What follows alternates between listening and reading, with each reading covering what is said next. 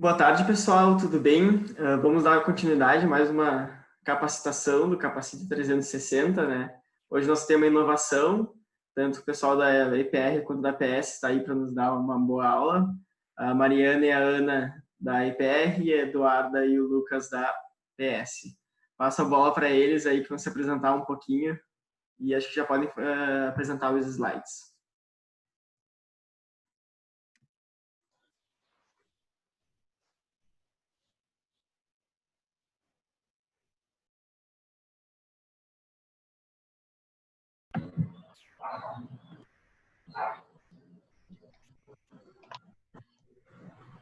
Começando aqui, bom, o nosso tema, como o Augusto já falou, é capacitação, é inovação, né, perdão.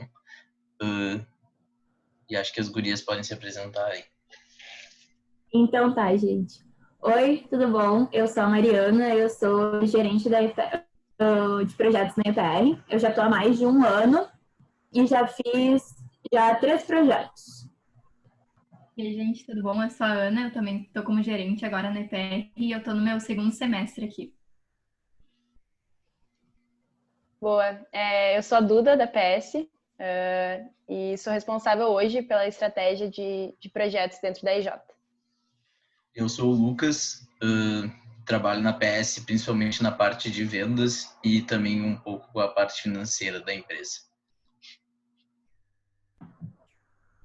Então, gente, falando um pouquinho da nossa agenda de hoje, a gente vai começar falando sobre o que é o conceito de inovação. Depois a gente vai pegar o gancho para falar sobre o livro A Estratégia do Oceano Azul e também falar um pouquinho sobre os medos de inovar. Após isso, no meio do nosso Capacita, a gente vai mostrar um case para vocês, em que a gente vai poder colocar na prática um pouquinho sobre inovação. Após isso, nós vamos ver também gestão da inovação e estratégias de inovação radical, um pouco voltadas para as EJs. E, por fim, nós vamos ter a Nicole e o Pedro, da Comunique e da City, para nos falarem um pouquinho sobre as inovações que tiveram nas EJs deles. Boa, é legal trazer que da Comunica, na verdade, a gente vai ter uma dupla aí apresentando o que eles fazem dentro da EJ. Então tem a Bárbara também que aceitou e topou esse desafio aí de também apresentar para vocês. Boa, Duda. Então, gente, o que realmente significa inovar, né? Então, a inovação, ela pode não ter realmente somente um significado. O conceito dela é muito maior, porque ela pode trazer valor, nós precisamos gerar valor em situações, tanto em negócios, quanto em atividades, quanto qualquer situação que nós queremos realmente inovar. Gerar valor não necessariamente é uma invenção, porque as invenções talvez não gerem valor.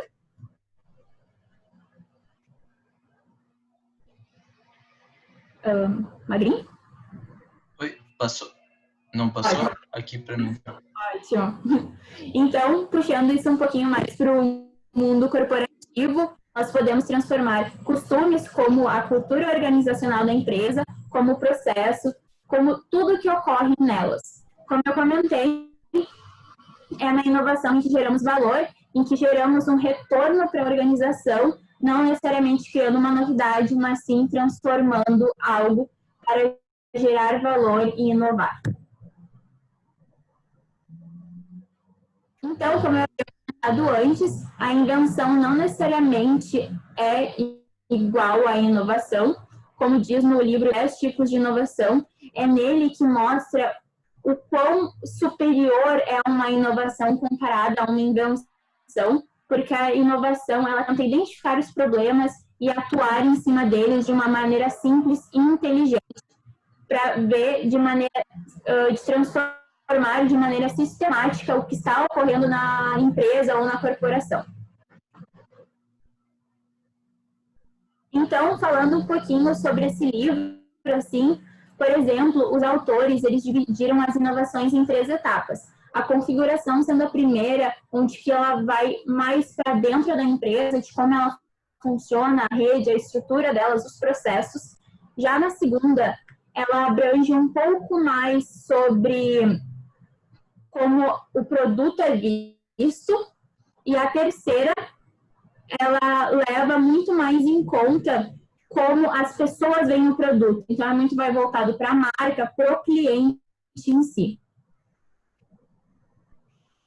Passando elas, então, sendo a primeira configuração, a segunda a oferta e a terceira, pode passar, Maíra, por favor, sendo a experiência. Opa, foi?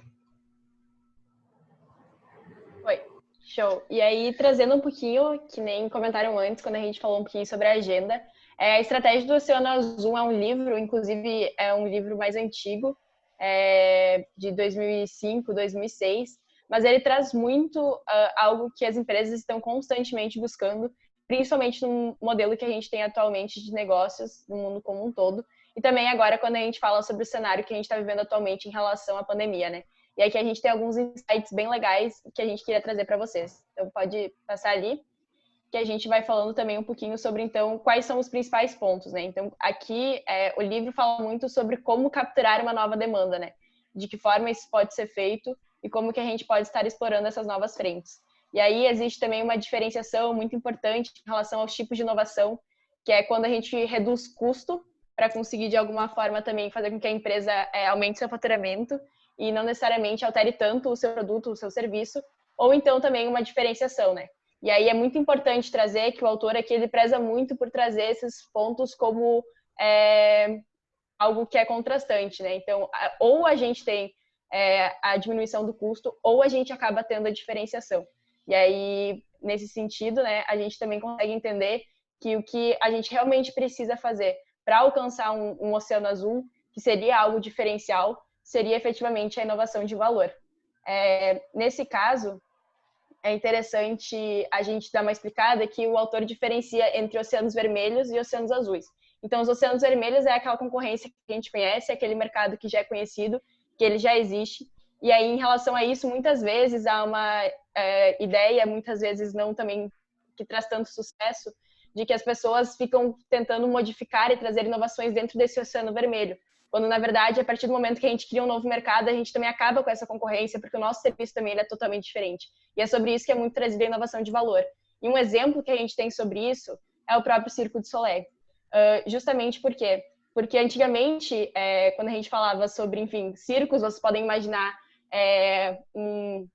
uma grande tenda com um picadeiro, alguns palhaços, e o circo era muito sobre isso, estava perdendo cada vez mais espaço para cinema e outros tipos de lazer. E aí ficava um pouco complicado entender, bom, mas qual que é o futuro desse mercado? E aí chega o Circo du Soleil e tira vários aspectos que antes se considerava essencial para caracterizar um circo, mas também trazendo muitos aspectos novos do teatro. E aí isso fez com que se criasse toda uma nova concepção de negócio, e aí por isso que o autor caracteriza, né, como então uma inovação de valor, fazendo com que nesse caso tenha sido criado um oceano azul. Boa. E aí, outro ponto também que o autor aborda bastante, que é bem legal também da gente estar trazendo aqui, são dos não clientes. Então, a gente tem perfis diferentes de não clientes. Sendo o primeiro nível, aqueles que consomem o serviço por ausência de outras opções. Então, quando não há uma concorrência ou que entregue diretamente aquilo que se procura, ou também indiretamente.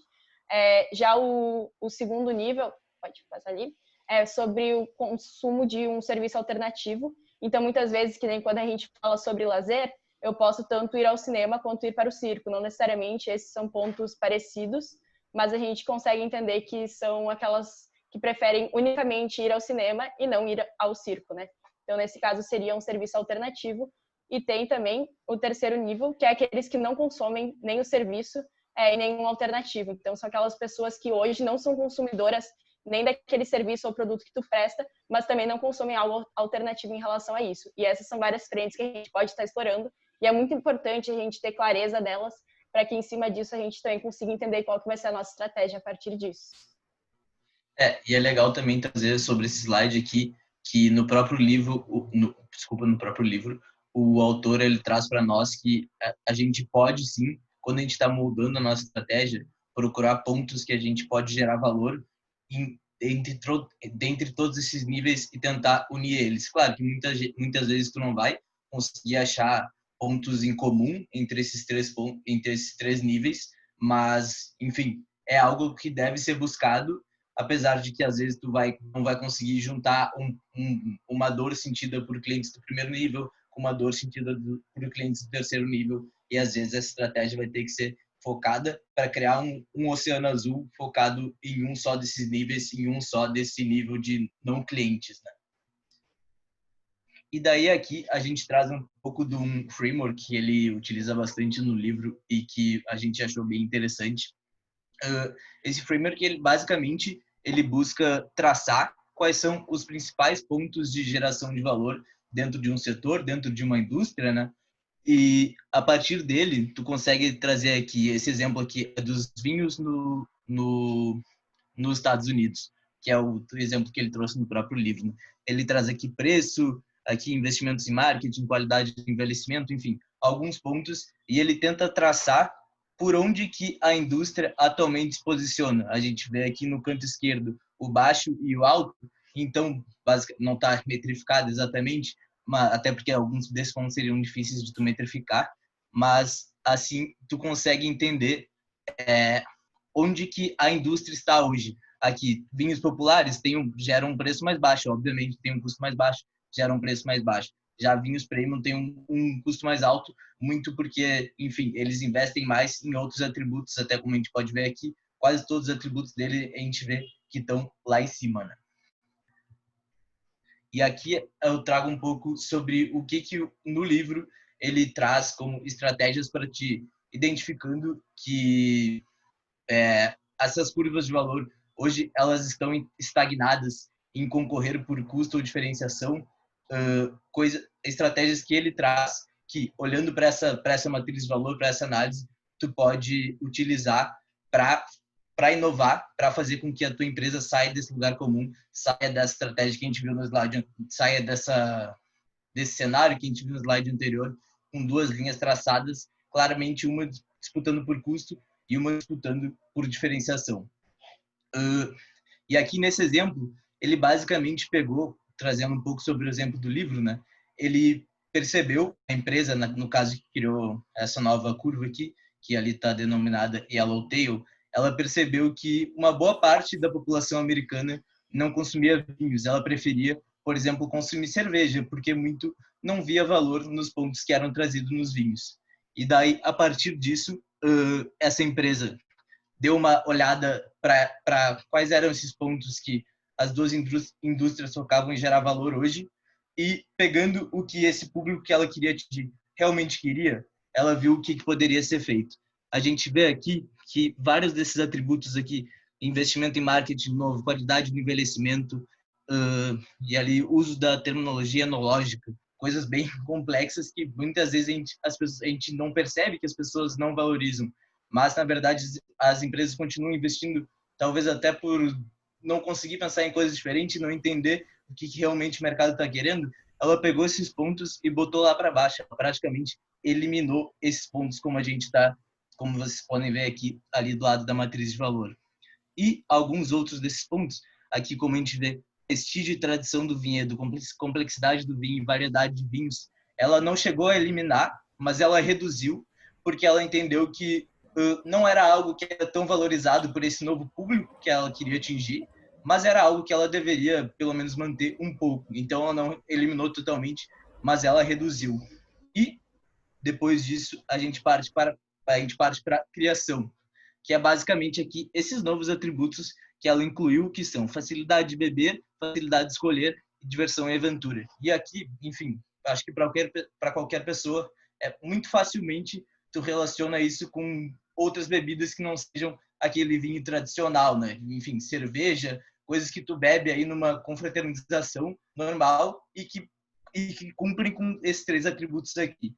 E basicamente o que a empresa fez, repetindo, né?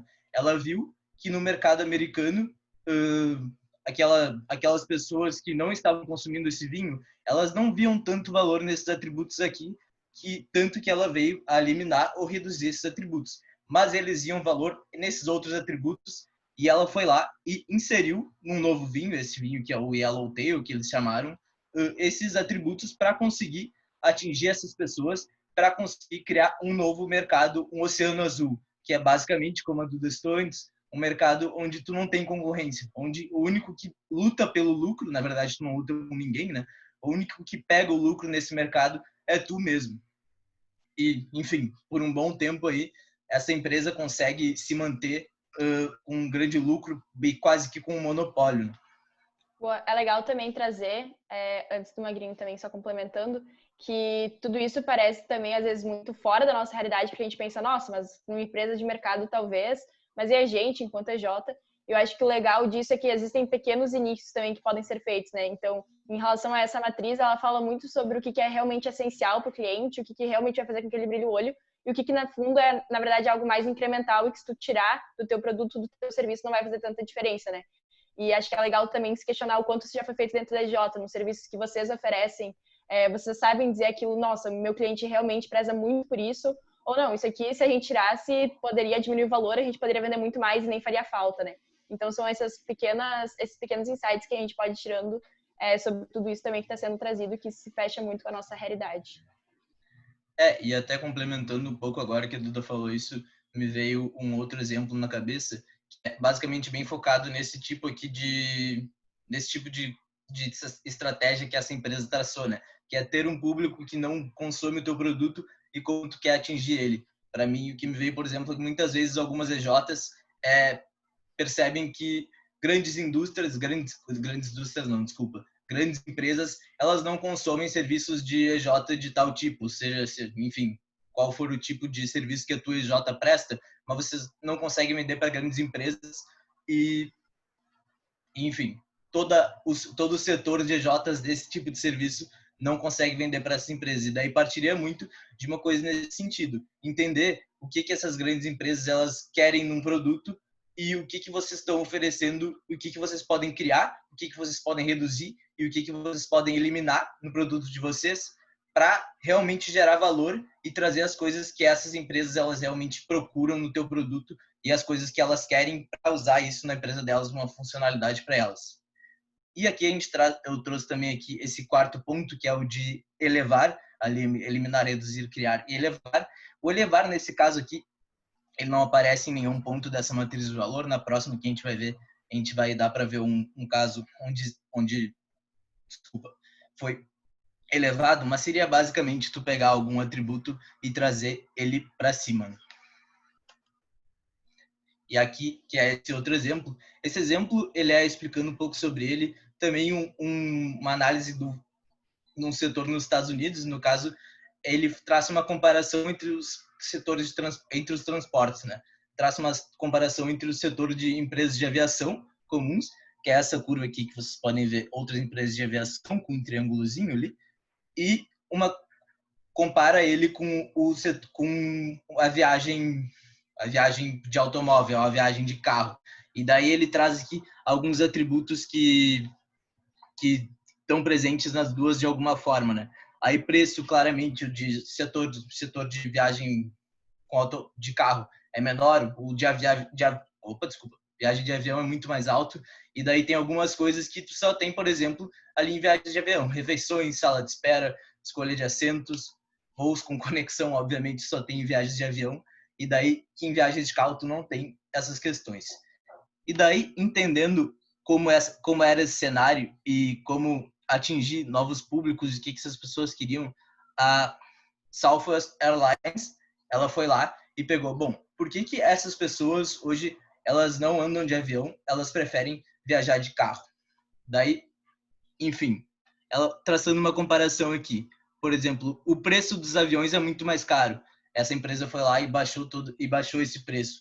Refeições, será que as pessoas valorizam tanto tu ter refeições nos teus voos? Não valorizam tanto. Foi uma coisa que ela foi lá e baixou também. Aí, de novo, no reduzir ali a questão da sala de espera. Aí, escolha de assentos foi uma coisa que ela eliminou totalmente. Afinal, as pessoas não veem valor nesse serviço que a empresa oferece hoje. Enfim, pelo menos as pessoas que não consumiam o serviço de aviação naquele momento, né? Voos com conexão também cortou totalmente. E o que ela foi lá e elevou?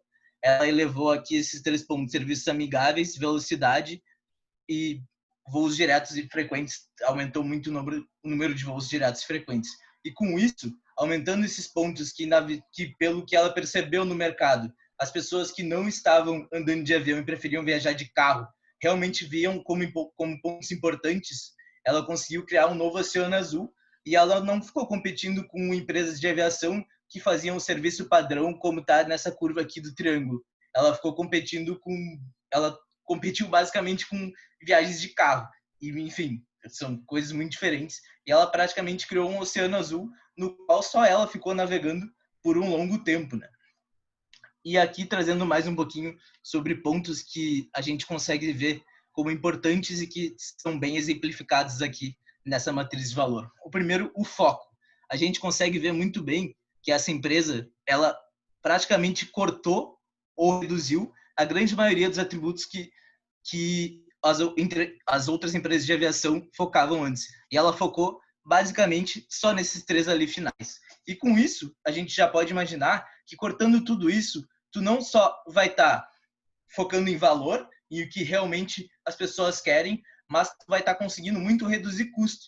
Tu vai estar conseguindo oferecer um serviço que as pessoas veem mais valor e ao mesmo tempo tu vai estar reduzindo o teu custo e fazendo mais sentido para a tua empresa. Afinal, sem tu reduzir custos, se tu para oferecer mais valor, tu só vai ter que aumentar o teu custo, tu não vai conseguir aumentar o teu lucro com isso, né? A singularidade, que é basicamente tu ter uma curva diferenciada, que, enfim, se tivesse uma outra curva aqui nessa matriz aqui, que seguisse a mesma linha da Southwest, ela não ia estar concorrendo no Oceano Azul. Ela ia estar no Oceano Vermelho, concorrendo com essas outras empresas que têm a curva semelhante a dela, ou essa outra empresa. E a mensagem consistente, que ela é basicamente um resultado desse foco e dessa singularidade. Enfim, é tu ter uma estratégia bem definida, bem focada, como eu falei, singular, e que tu consiga trazer isso em poucos pontos, né? Enfim, essa mensagem consistente é basicamente o resultado desses outros 2 pontos. E aqui a gente entra no que no livro ele chama de 6 fronteiras do mercado, que é basicamente onde que tu vai olhar para tu conseguir traçar essas ideias. Enfim, tu vai vai desenhar essa matriz de valor e a partir disso, para quem que tu vai olhar? Tu vai olhar para o teu mercado e tu pode olhar também para outros setores, para setores que as pessoas que tu quer atingir hoje, elas consomem desses setores e entender a partir disso o que é feito nesse setor para que essas pessoas queiram consumir nesse setor. E daí, desenhando a curva de valor, tu consegue entender isso. Daí a gente entra aqui no quais que seriam essas 6 fronteiras de mercado. Primeiro, ele traz os setores alternativos, que aqui eu trago o exemplo do restaurantes e cinemas, né? Que é basicamente o fato que ele busca bastante no livro trazer que não são produtos substitutos, são produtos alternativos, que como a Duda falou antes, às vezes tu prefere ir no circo do que ir no cinema, ou sei lá, tu prefere ir ver um jogo de futebol do que ir num restaurante. E é basicamente tu olhar, bom, por que essas pessoas hoje não vêm num jogo de futebol, por exemplo, elas preferem ir no cinema ou ir num restaurante? Daí tu traça ali essas curvas e tu vai entender quais pontos que o cinema gera mais valor para essas pessoas do que um jogo de futebol ou os restaurantes geram mais valor hoje para essas pessoas, para fazer com que elas passem a consumir o teu produto e tu criar aí um oceano azul, né? Depois a gente entra em grupos estratégicos, que um bom exemplo é o exemplo do setor automobilístico, que é basicamente, geralmente, os grupos estratégicos dentro de um setor, eles competem ou por diferenciação ou por custos. Daí a gente traz o exemplo, por exemplo, de quem compete por liderança de custos, né? Aí são carros mais populares, Volkswagen, Chevrolet, e quem compete por diferenciação, aí, enfim, BMW, enfim, empresas que fornecem um serviço mais focado na diferenciação e, consequentemente, tem um custo mais alto por causa disso. E, basicamente, sendo um pouco repetitivo já, mas é tu olhar para o que essas empresas de cada grupo oferecem e entender por que tais pessoas não consomem o teu serviço hoje e consomem o serviço desse outro grupo. E daí tu conseguir trazer esses adjetivos, tu conseguir gerar valor sobre esses pontos. E aqui, passando um pouco mais rápido, daí a gente entra em cadeia de compradores, que é basicamente tu olhar para quem que tu está vendendo. A pessoa que tu está vendendo, por exemplo, tu vende para uma empresa. A empresa é o comprador. Mas quem vai usar vende um software, por exemplo, a empresa é o comprador, mas quem vai usar esse serviço, quem vai manejar o software é o usuário final. E muitas vezes tu pode trabalhar entendendo por que tu tá tentando gerar valor para a empresa hoje, se tu pode gerar valor para o usuário final. E daí tu mudar, basicamente, os pontos que tu tá tentando focar e, enfim, gerar novos pontos de valor.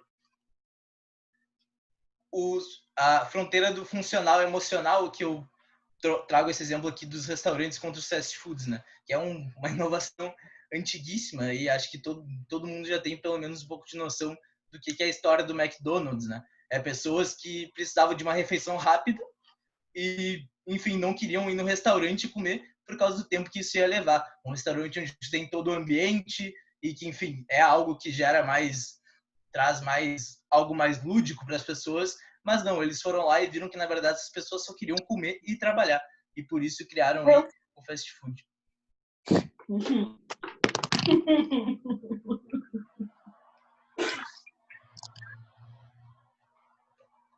Beleza. E daí aqui, o que seria os serviços complementares, né? Que daí é basicamente, quando a pessoa está consumindo o teu serviço ou o teu produto, ela precisa de mais alguma coisa para que ela possa consumir isso e fazer isso junto. E daí tem esse exemplo por exemplo, dos shoppings, que há um bom tempo atrás já, eles passaram a incluir dentro das suas lojas aquele setor de recreação para as crianças, aqueles mini parquinhos que tem dentro dos shoppings, né?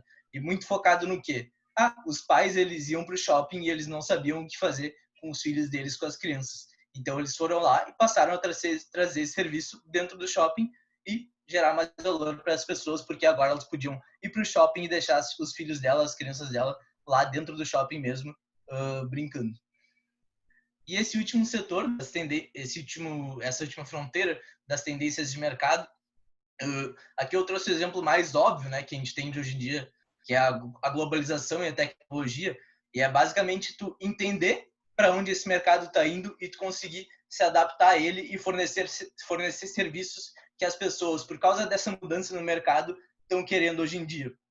E acho que é algo mais palpável até para o mundo EJ, por ser algo menor, né? Tecnologia é algo muito custoso e é difícil da gente imaginar alguém dentro de uma empresa júnior fazendo algo em relação a isso. Aí eu trouxe o exemplo da alimentação fitness. É um mercado que nos últimos anos as pessoas, claramente existe uma tendência para tu mudar a tua forma de alimentação, tu mudar o que tu está comendo, e com isso aí, agora já há algum tempo, muitas empresas acabaram inovando, entendendo essa tendência do mercado e trazendo um serviço diferente, um produto diferente para que as pessoas pudessem consumir. E com certeza no começo essas empresas que fizeram isso, elas tiveram resultados muito bons. Afinal, eram poucas empresas que estavam competindo nesse oceano azul, no caso, no começo, né? Que agora é vermelho. Boa. Mas e aí, né? Como unir a empresa em torno da estratégia? Ainda mais quando a gente fala sobre EJ, com membros que estão há mais tempo, membros que estão há menos tempo, de que forma que a gente pode trabalhar isso, né?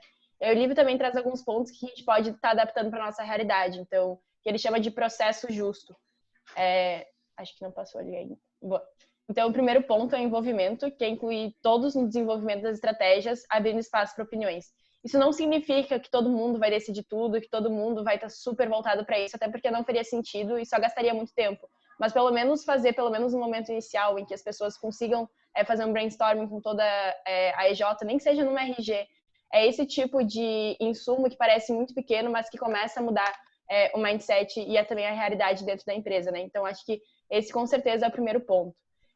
No segundo ponto, a gente tem também a explicação. Então, botar os membros da empresa em contato com o cliente e com a dor que motiva a estratégia. Porque, de novo, como a gente comentou lá no início, o nosso foco ele tem que ser muito no nosso cliente, né? Então, se a gente vai inovar, a gente vai inovar para conseguir resolver uma dor dele.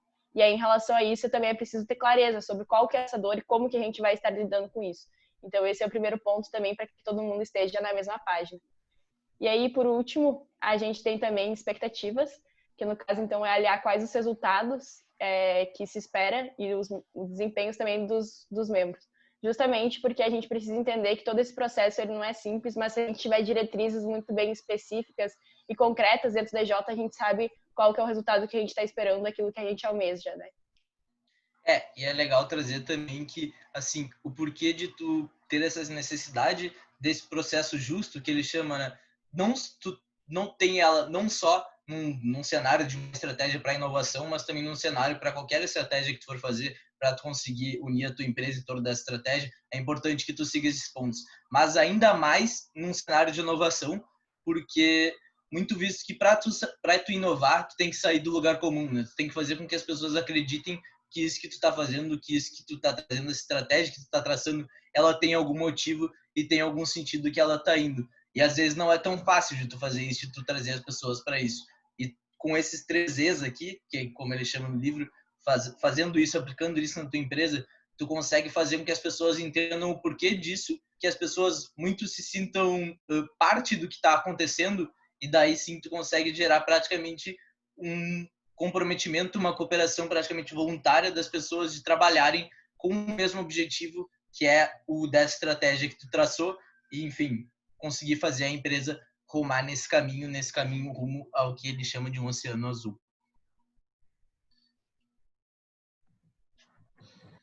Então, gente, mas muitas pessoas e companhias, assim, elas não conseguem dar os primeiros passos, elas não conseguem colocar em prática esses pontos que o Lucas e a Eduarda comentaram, porque elas possuem medo, elas têm medo de inovar realmente. Então, o que a gente pode colocar como os medos da inovação é essa mudança de cultura, porque quando as pessoas saem da zona de conforto, elas podem repudiar as inovações, elas podem não gostar, mesmo a inovação sendo algo importante, algo que gere valor para a empresa.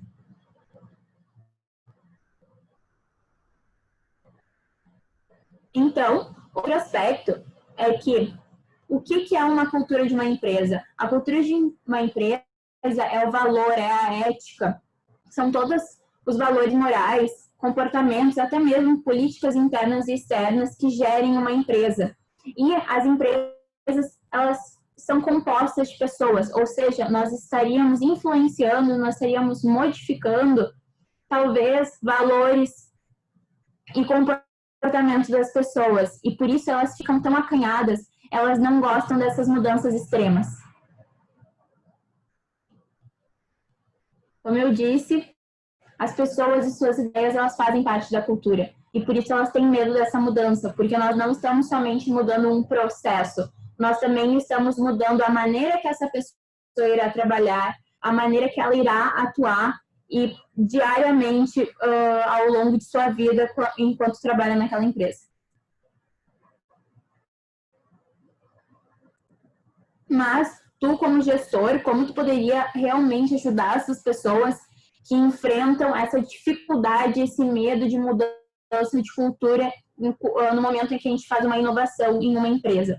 O principal ponto é deixar essas pessoas cientes da inovação, mostrando como inovar, de que maneira e também quais são os frutos dessa inovação que podem trazer para ela.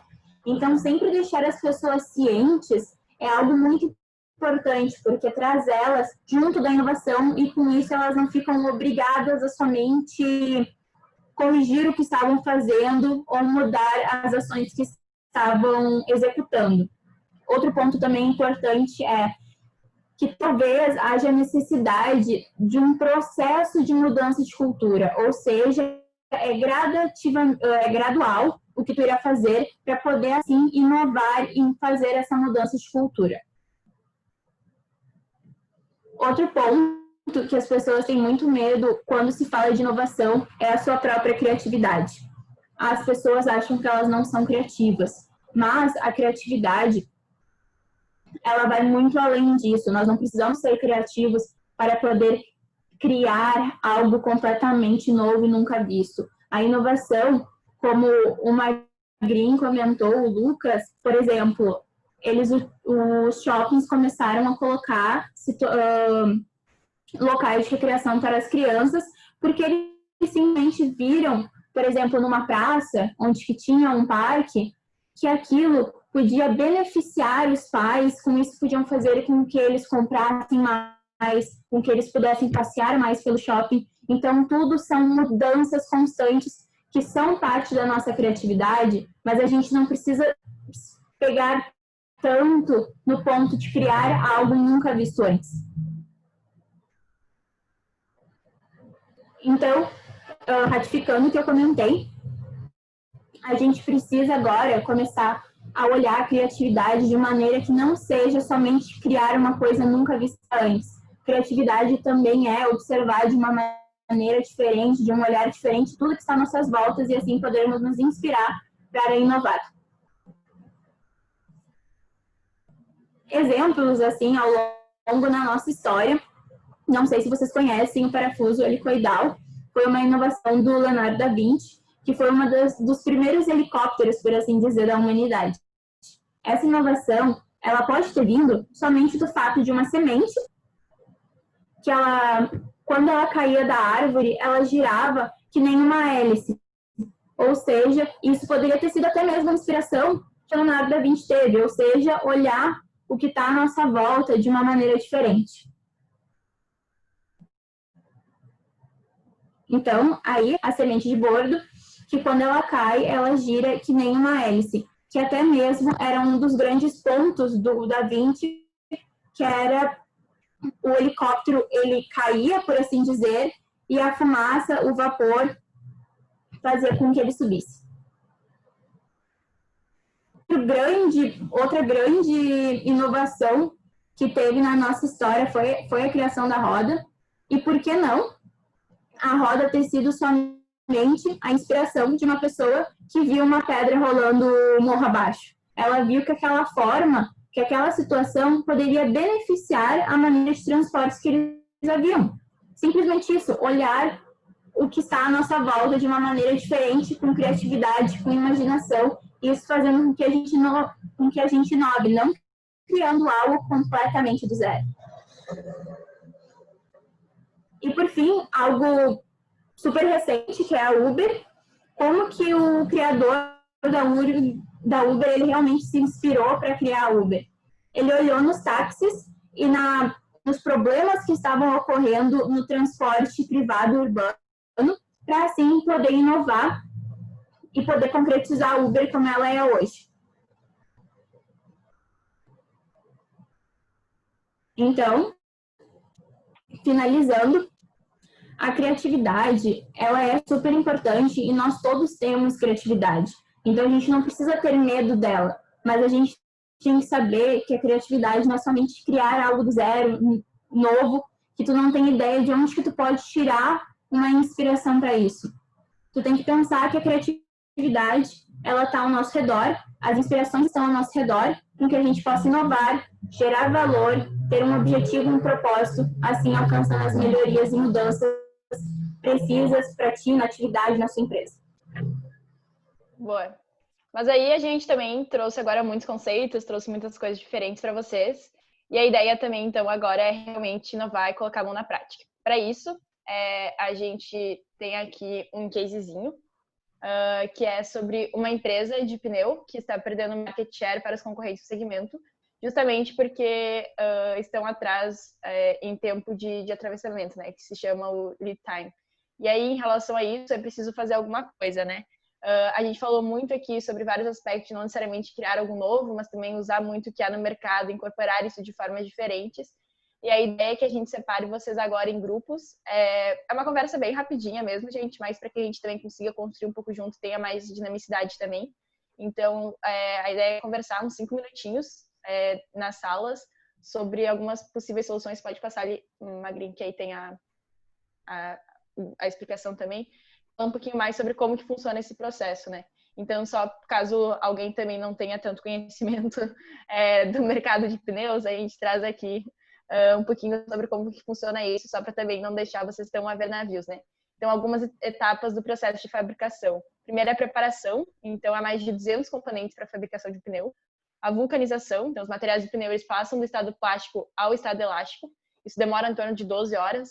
A gente tem a montagem, então confecção e acabamento dos pneus e o controle de qualidade, que ali também tem algumas explicações. Mas aqui é mais para que vocês também consigam ter ciência sobre esses pontos.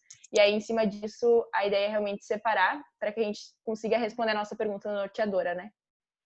Pode passar ali.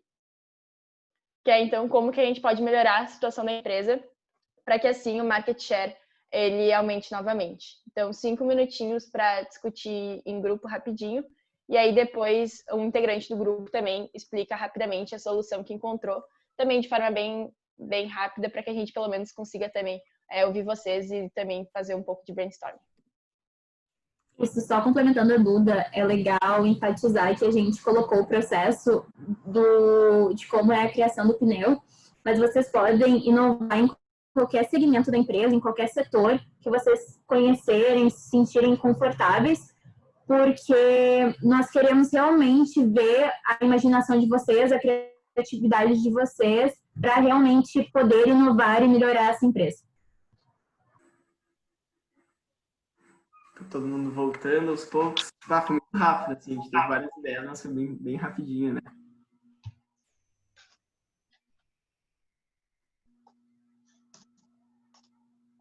Voltou todo mundo já? Voltou todo mundo já. Boa. Então, um representante aí de cada grupo, por favor. Pode ser bem orgânico mesmo a ordem, para ir trazendo algumas soluções que foram pensadas.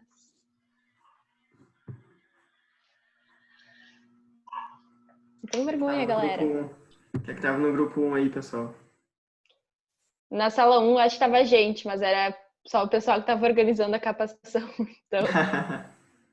Eu acho que na sala 3 teve uma ideia muito legal. Olha aí. Tá, então eu vou falar, vou contribuir. A ideia foi investir na parte do marketing, utilizando os pneus velhos para fazer recapagem de estrada, né? Essa parte, uma pegada mais ecológica, assim, na questão do retorno dos pneus. Eu acho que isso ajudaria a vender também, né?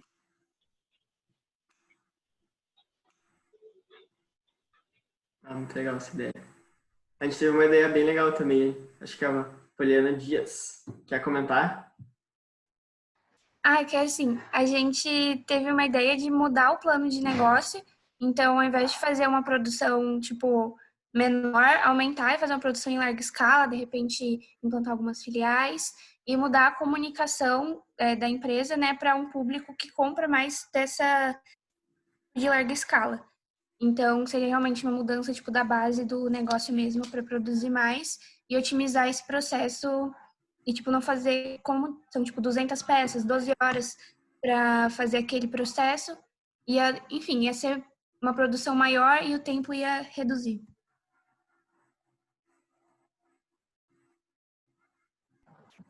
Ótimo, gente. Foi super rápido, assim, mas foi válido para a gente poder conversar um pouquinho e tentar, sei lá, exercitar o cérebro para poder inovar um pouquinho mais. Uma empresa que duvido que alguém aqui tenha conhecimento do assunto realmente, porque eu não tenho, pelo menos, sobre pneu, você tem?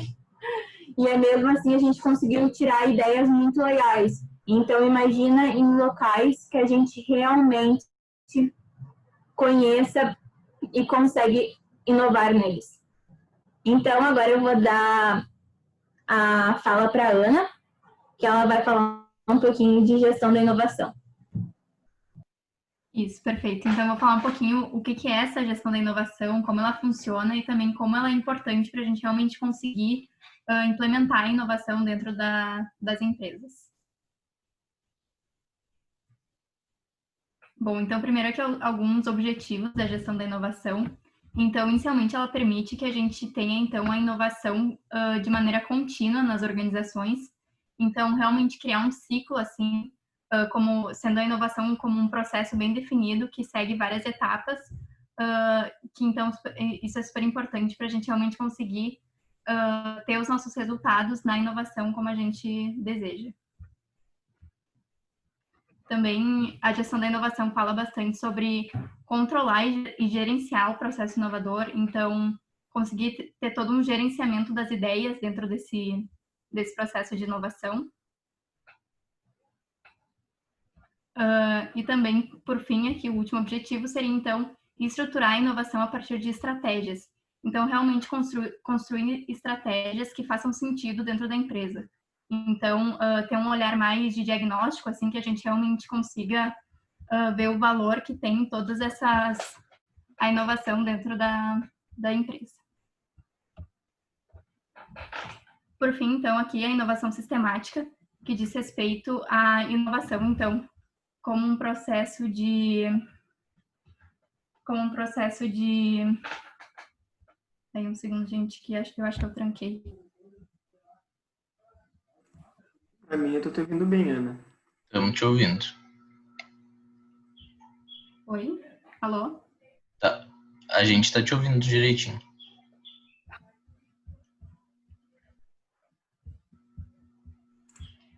Será que agora ela caiu? Ela tá aqui. Não sei se ela tá nos ouvindo só. Gente, estão me ouvindo? Foi? Estamos te ouvindo, Ana.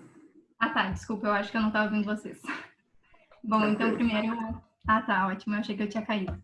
Que susto. Tá, então aqui é a inovação sistemática, então, que é realmente ver a inovação como um processo que ele não acontece ao acaso. Então, bem como eu falei, assim, ter um planejamento dessa inovação. E daí isso vai conseguir, então, com que a gente atinja um maior número de clientes. Pode passar, Lucas. Também a gente vai conseguir explorar, então, maiores nichos, assim, dentro do mercado.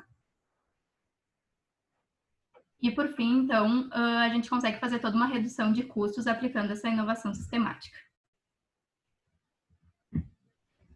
Então, a partir dessa inovação sistemática que a gente consegue realmente inovar e também ter uma vantagem maior sobre o mercado. Então, por isso que eu coloquei ali, se você tem concorrência, tu precisa inovar. Então, aqui eu vou falar um pouquinho sobre o conceito de horizontes da inovação, que, na verdade, é um conceito, então, que esse gráfico ele consegue explicar bem fácil, assim, para a gente entender. Na verdade, existem 3 horizontes da inovação, então, primeiro aqui explicando o gráfico rapidinho, esse eixo vertical aqui seria, então, o impacto dessa mudança, a intensidade dessa mudança, e o eixo horizontal aqui seria o tempo. Então, a gente tem três horizontes, então, o primeiro seria uma mudança mais a curto prazo, o segundo seria uma mudança a médio prazo, e o terceiro seria uma mudança a longo prazo. Então, o primeiro horizonte, então, ele ele defende muito a ideia de tu expandir o teu core business atual. Então, é realmente tu focar no teu negócio principal da empresa. E a partir disso, então, fazer o processo de inovação. Depois, o segundo horizonte, então, é tu conseguir aproveitar oportunidades de novos negócios emergentes, ou seja, tu expandir o teu negócio, mas ainda dentro da tua área principal. E o terceiro horizonte, então, é tu criar opções para futuros negócios, que então já é um modelo de inovação bem mais incerto e bem mais dentro do processo de imaginação mesmo. Então, aqui, como eu falei, o primeiro horizonte, ele consiste bem na análise do teu cenário atual, para que tu consiga, de fato, então, trabalhar dentro do teu core business. Então, como exemplo aqui, para ficar um pouco mais fácil da gente entender, eu trouxe a Apple com novos modelos de iPhone. Então, o que eles fazem é anualmente, fazer toda essa análise dos modelos e lançar no mercado. Agora, sobre o segundo horizonte, que é falando um pouquinho sobre a exploração de novos mercados. Então, como exemplo, a Uber, que eles fizeram a implementação do Uber Eats, que também está dentro do nicho deles, mas já é uma exploração de uma nova área. E, por fim, aqui, o terceiro horizonte, que é usar a imaginação, então, que, como exemplo, então, nada mais é do que o nosso case, ou seja, vocês saírem um pouco da realidade, fazer usando a imaginação. Então, esse é basicamente o exemplo do terceiro horizonte. Então, aqui eu trouxe também essa regra 70-20-10, que é uma regra muito usada dentro da inovação no Google, por exemplo. Então, isso daqui consiste que no primeiro horizonte tu deve investir 70% do teu tempo a partir de melhorias incrementais. Então, como eu falei, melhorias incrementais no teu negócio principal, né? No que te traz o teu lucro maior. Daí depois, no segundo horizonte, então, tu utiliza 20% do tempo. Então, tu investe 20% do teu tempo em oportunidades de ponte. E por fim, no terceiro horizonte, então, tu vai utilizar 10% do teu tempo na pesquisa e experimentação. Como o terceiro horizonte já é um cenário bem mais incerto, então é onde a gente gasta o menor tempo de todos. Então, aqui algumas observações finais sobre os horizontes da inovação. Então, primeiro, a importância da gente fazer um diagnóstico bem de acordo com a realidade, então entender qual é a realidade da tua empresa, em quais áreas tu consegue realmente aplicar essa gestão da inovação. Depois, a importância de ter esses horizontes da inovação como tarefas ou projetos simultâneos. Então, a maioria das empresas realiza projetos nesses 3 horizontes ao mesmo tempo, então não é um depois do outro, são projetos diferentes dentro desses horizontes. E por fim, então, o legal de fazer esses 3 horizontes é que tu consegue perspectivas super diferentes de inovação dentro de cada um deles. E aqui, então, alguns aspectos principais, que na verdade são as áreas principais que a gestão da inovação consegue atuar. Inicialmente, então, na área de produtos e serviços, ou seja, inovar nos produtos e serviços que tu está oferecendo no mercado. Depois, a inovação na parte dos processos internos, assim, então é inovar na forma como as atividades são realizadas. Aqui, então, inovar nos negócios, ou seja, na forma como a empresa se posiciona e também busca esses novos mercados. E, por fim, a inovação dentro da gestão empresarial, ou seja, é inovar no modelo de negócios e como a empresa realiza todas essas estratégias. Então, aqui também eu trouxe uns pontos de desenvolvimento, que é bem importante a gente se atentar nesses pontos quando a gente fala de gestão da inovação. Então, primeiro seria a aprendizagem organizacional, ou seja, a capacidade da gente reconhecer os erros que a gente já cometeu e não cometer eles novamente, e também entender todo o perfil da empresa, ou seja, entender o perfil dos funcionários, o perfil dos clientes e todas as peculiaridades dentro do mercado que tu atua. Depois, em segundo lugar, aqui, a cultura da inovação é super importante também. Então, é essa questão de dar liberdade individual para os colaboradores, para que eles consigam tomar iniciativas que podem realmente gerar valor para a empresa. E dentro dessa cultura da inovação também tem essa questão da comunicação, do engajamento e o incentivo a essa liberdade individual dos colaboradores. Em terceiro lugar, então, vem a parte da estratégia orientada à inovação. Então, a importância da gente gerar valor de forma contínua, que é basicamente o objetivo da gestão da inovação, através de estratégias programadas, que muito tem a ver com a inovação sistemática, ou seja, não deixar que a inovação aconteça por acaso, mas que ela realmente tenha um plano, uma estratégia traçada em cima disso. E também ter um acompanhamento por parte dos colaboradores. Em quarto lugar, então, a gente tem a liderança comprometida com a inovação. Então, é muito importante a gente ter líderes que realmente desenvolvam os colaboradores e que consigam incentivar todos eles a terem ideias e fazer diferente. Daí aqui, em quinto lugar, a gente tem o marketing, então, para inovação, mas aqui a gente fala mais num modelo de marketing interno, então, é conseguir desenvolver e facilitar a comunicação dentro da empresa e conseguir fazer com que os colaboradores despertem novas ideias. Aqui, em sexto lugar, a gente tem processos habilitadores, então isso daqui basicamente quer dizer que a gente deve ter a inovação como um processo bem definido, assim, então com etapas para que a gente realmente consiga concluir o ciclo da inovação e implementar ferramentas. Em sétimo, então, a importância do relacionamento com o ambiente externo, então a gente está sempre estudando possíveis oportunidades, também vendo diferentes realidades, para que a gente realmente consiga ter maiores visões assim em relação ao ambiente externo, e também a importância da gente receber as ideias de todos os lados, ou seja, todos os colaboradores envolvidos, e também fazer promover essa discussão dessas ideias.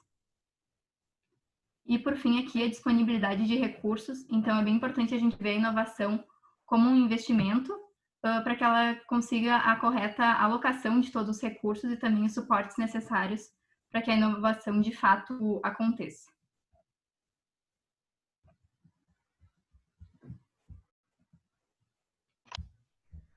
Beleza. E aqui a gente traz mais uma estratégia, né? Essa é a última que a gente vai trazer para vocês, que seria a estratégia da inovação radical. Essa estratégia ela foi criada pelo CEO da ACE, que ele traz 6 princípios, e também é até legal da gente lembrar que a ACE é uma das principais parceiras do MEG aí, né? Mas enfim, indo para os princípios. O primeiro princípio seria o do design organizacional. Como ele traz ali, a inovação começa de dentro para fora. Enfim, é basicamente tu agregar na tua empresa, tu fazer com que a tua empresa esteja focada na tua estratégia de inovação, em fazer com que a tua empresa tenha sucesso e consiga alcançar os melhores resultados usando a inovação. E aqui é legal da gente pegar que, enfim, quando tu vê design organizacional, para quem já estava na apresentação antes, já com certeza lembro diretamente quando a gente falou de processo justo, de medo de inovar, porque são coisas que estão diretamente relacionadas, né? São até, às vezes, coisas que parecem a mesma coisa, mas isso vem muito porque, enfim, são estratégias diferentes que a gente está trazendo, mas é legal de ver que elas focam, às vezes, em alguns que são os mesmos pontos. E daí, enfim, mostra que são pontos importantes, que são alguns desses pontos são pontos em comum a todas as estratégias e que são algo que realmente deve ser prestado atenção, como esse ponto do design organizacional. Depois a gente traz o ponto da gestão ágil, que, enfim, basicamente, acho que hoje a maioria das pessoas tem conhecimento do que é a metodologia ágil, né? Que, enfim, tu tá preparado, tu ter métodos para tu conseguir não só acertar quando tu precisa, mas a cada vez que tu erra, tu conseguir se adaptar a isso rápido, tu conseguir corrigir esse erro e, enfim, aumentar a tua eficiência e a tua agilidade no que tu está fazendo. Daí a gente, quando fala de metodologia ágil, a gente lembra de pontos como Scrum, Design Thinking, e, enfim, são pontos importantes para que tu consiga trazer essa inovação para a tua empresa, e como o Pedro Weingartner traz aí, são coisas que são importantes para ti conseguir fazer com que a tua estratégia dê certo. Desculpa. Aqui a gente traz esse mate seu próprio negócio, né? Que é basicamente tu fazer aquele exercício de tu pensar, tá, o que vai matar o meu negócio amanhã? Quem é que vai criar um produto, um serviço? Quem é que vai criar um oceano azul, basicamente, que vai fazer com que as pessoas vão parar de consumir o meu negócio de consumir o meu serviço, o meu produto, para consumir esse serviço, esse produto de outra pessoa? Tem um exemplo bem legal que a gente traz aqui, que é o da Amazon. A Amazon, ela aí já há um tempo atrás, ela era a principal vendedora de livros do mundo, venda online de livros, né? Mas a Amazon foi lá e investiu no Kindle.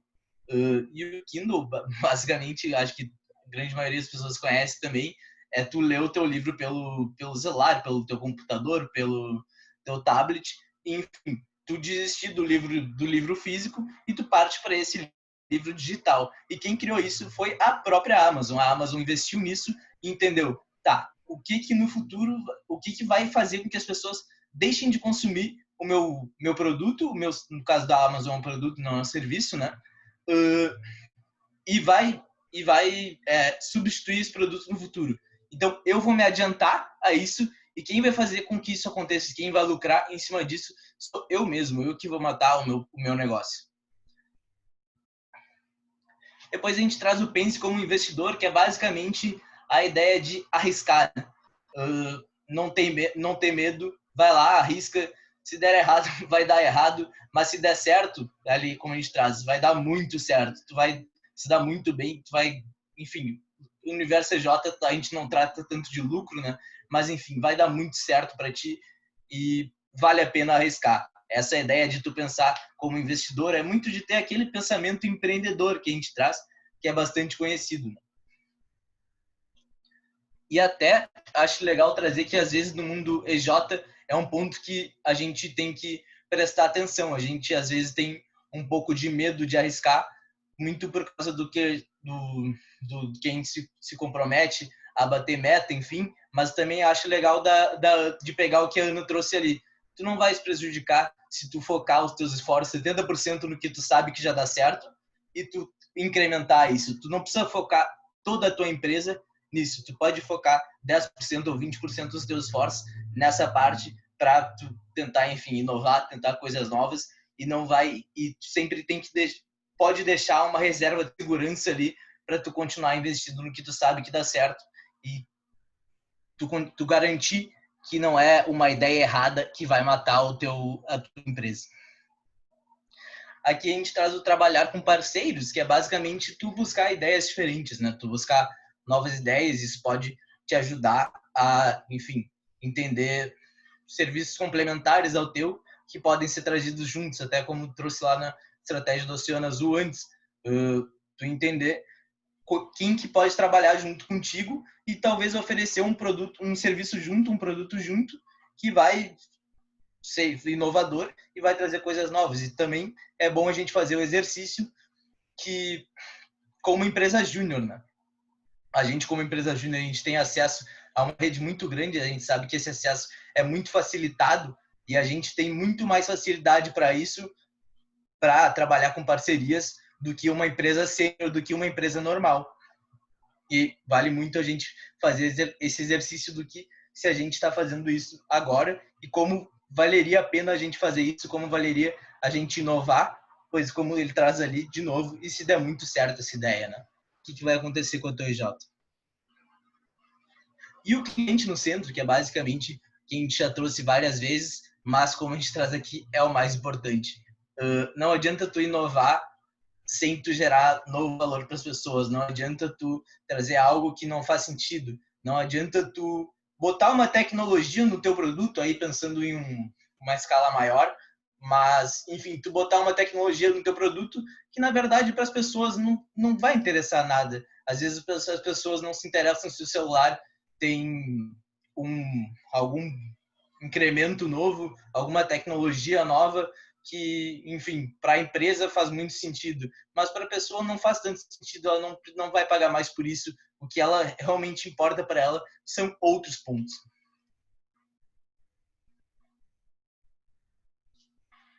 E aqui a gente traz mais rapidinho o processo de inovação em 4 passos, que foi desenvolvido por esses 2 caras que a gente está vendo aí na tela.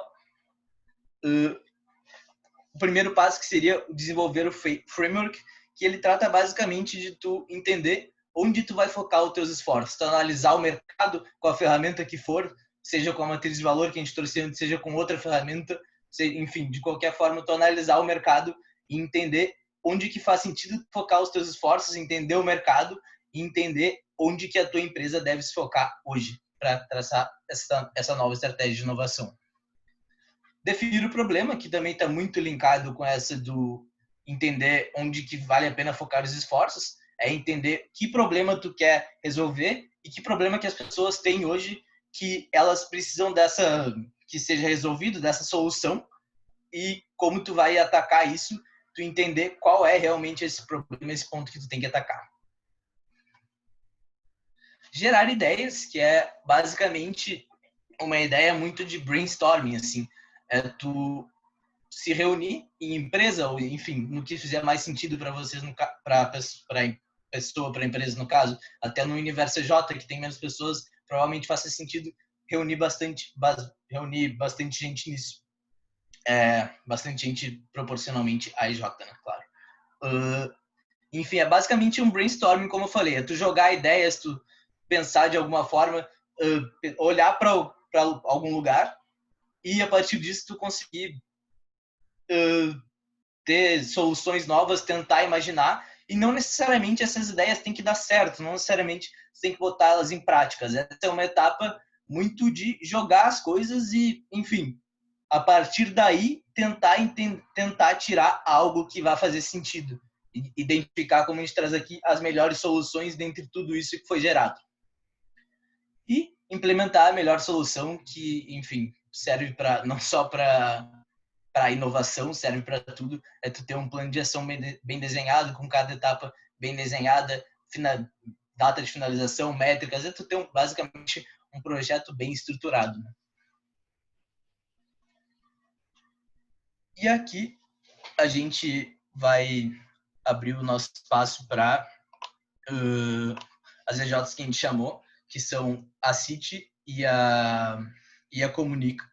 A gente vai abrir um espaço para eles. São duas EJs que, enfim, uma de Pernambuco, uma de Santa Catarina, que tem um histórico aí de inovação. O pessoal conseguiu inovar dentro das suas empresas e a gente achou legal trazer eles aí para falar o que eles fizeram, como eles fizeram, por que eles fizeram e ter esse contato aí com vocês. Daí acho que o pessoal pode se apresentar aí, o Pedro da City.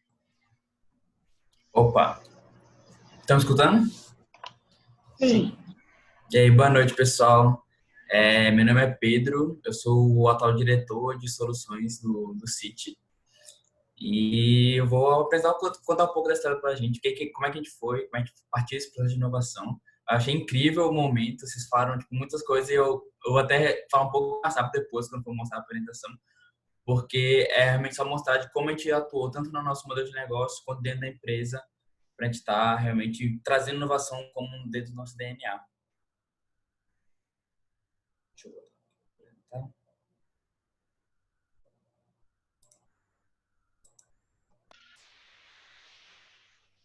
Tá liberado para ele compartilhar já?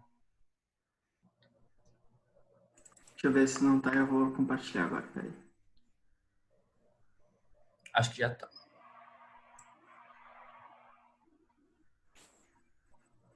Ah, já deu. Tá.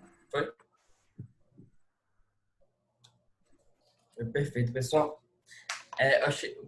Eu só fiquei observando, somente essa parte final, eu achei incrível, realmente. Eu via muitas ideias que vocês estavam trocando, muitas coisas que vocês estavam pontuando, e fiquei, caramba, falar um pouco, olhar um pouco nesse retrospecto, o que a gente fez ao longo desses anos, como é que estava construindo. É incrível ver que isso está sendo disseminado para o Brasil inteiro. E aí, eu vou trazer para vocês, vamos falar mais um pouco mais de inovação, certo? Eu vou dizer um pouco mais mesmo, porque eu vou falar um pouco do como é que o City foi, como é que ele está se formando no sentido de inovação. Não pensem que a gente começou a inovar há muito tempo, mas o City é uma EJ de 25 anos, a gente só começou a falar de inovação mesmo no ano passado, ainda assim, ainda eram muito pontuais, não era algo totalmente estruturado. Então, a gente partiu para um processo que o que a gente está construindo agora de inovação está vindo há 2, 3 meses atrás. Então, não se impressione, não é algo de outro mundo, mas é algo que vocês precisam estar começando dentro da EJ, porque é algo que movimenta as pessoas, é algo que realmente motiva e traz elas para fazer algo diferente, para estarem tendo aquele sentimento de dono e estarem construindo com vocês. Então, vou falar um pouco de onde tudo começou. No ano de 2019, o City tinha vindo de um ano bem conturbado, já 2018. A gente tinha batido a AC bem no finalzinho do ano e era algo que era tipo, de loucura mesmo. E os diretores da época eles olhavam para o City e não pensavam como uma EJ que ela faturaria apenas R$132 mil, que era a meta do ano 2019. Eles olhavam o City e viam uma EJ que tinha um imenso potencial e algo incrível a ser construído. E aí, começando em 2019, a gente já bateu numa realidade onde o City tinha faturado apenas em torno de R$2 mil no primeiro mês. E isso foi um baque absurdo para o pessoal daquela gestão, porque notou que, por mais que isso fosse uma empresa incrível, por mais que o City fosse uma empresa que tivesse potencial, ela não conseguia utilizar. E aí, foi aí que gerou o clique de, tipo, não, temos que mudar, temos que fazer algo diferente. A partir dessa perturbação, a partir desse momento, a gente viu que a gente deveria ter alterado, a gente tem que mudar nosso rumo, a gente tem que inovar, certo? E olhando muito como o mercado de tecnologia rodava atualmente, de como as empresas de mercado elas estão se situando, muito baseado com o que o Lucas comentou das metodologias ágeis, do design thinking. A gente bebeu muito de uma metodologia que se chama de design sprint, que o MED agora fala horrores, acho incrível isso, como o design sprint está sendo divulgado atualmente. E bebendo muito design sprint, a gente construiu o nosso próprio processo. Porque, fazendo um retrospecto para vocês, o City, até um pouco tempo atrás, ele só fazia desenvolvimento de sites, desenvolvimento de sistemas, e era isto. E aí a gente olhava qual era a diferença, o que o City tinha e que não tinha, que as outras CJs tinham. Era da consultoria. Isso é algo extremamente comum, só que o City, em nenhum momento, ele passou por esse viés de consultoria. Então, juntando um serviço que já é comum, já é bem vendido no mercado, mas com algo que é emergente no mercado de tecnologia, que é a metodologia de design sprint, a gente construiu o que a gente chama de nosso processo de concepção. que é um processo que já foi remodelado, já foi reconstruído, já realmente tomou a nossa cara, e a gente já consegue realmente vender como se fosse algo nosso, tá? Porque a gente vê que tem o jeito City de ser nesse nosso processo. E isso foi a nossa metodologia de inovação durante o ano 2019, e até uma boa parte do ano 2020. Mas o que é esse método de concepção? Lucas comentou até daqueles 4 passos para você estar desenvolvendo e inovando o seu cliente. A metodologia de conversão é muito baseada nisso, só que ela tem um aprofundamento ainda mais próximo do que é a realidade do cliente, do que ele está passando e como ele pode estar colaborando com isso. Nossa metodologia de concepção é totalmente baseada em co-construção. Então, não é só apenas o cliente que está no centro, mas ele também está ajudando você a estar construindo a ideia que vai ser a solução do negócio dele. Certo? Então, é baseado em 5 passos. Que o primeiro passo é realmente o processo de entendimento da situação do cliente. É uma imersão total no que o cliente faz, quais são os clientes do cliente deles, quais são os problemas que ele tem atualmente. Não só o que ele comenta com você inicialmente, que é algo extremamente comum, mas também o que pode estar gerando a partir de certos empecilhos. Então, é debruçar numa realidade absurda, você realmente está vivendo o que o cliente vive. E a partir disso, você vai para a parte de pesquisa, onde você vai procurar outras análises de mercado, vai procurar personas, vai realmente entender ainda mais o plano do cliente, baseado na primeira imersão. O terceiro passo é o passo fundamental, que é a partir que você fechou esse escopo, já tem todo o entendimento, você vai fazer a ideação. Você vai realmente borbulhar de ideias, você vai construir diversas coisas com a sua equipe, para que vocês tenham um filtro absurdo, um grande leque de opções, e estar validando com o cliente, apresentando com ele e mostrando o que pode ser a melhor solução para o problema dele. Por fim, como nós somos melhor de tecnologia, a gente baseia muito na prototipagem para a gente já ter um início do que seria a solução dele, o cliente ter esse ponto visual que é extremamente importante, certo? E a partir disso, como competente na tecnologia, a gente vai muito de parte de wireframe, de mockups, para ter esse desenvolvimento de design. Validando com o cliente, temos o protótipo, a gente vai para teste, porque eu acho que nenhuma solução ela pode ser implementada assim que ela seja testada. Isso é importantíssimo para o refinamento dela.